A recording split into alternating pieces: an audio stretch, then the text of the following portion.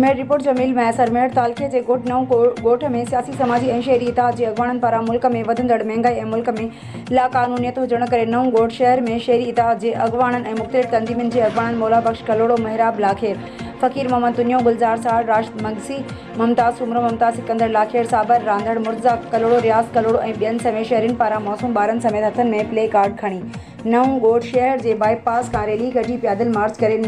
नाराई चौक ते निटण उस में केतिरनि ई कलाकनि ताईं धरणो हणी इंतिज़ामिया ख़िलाफ़ सख़्त नारेबाज़ी कंदे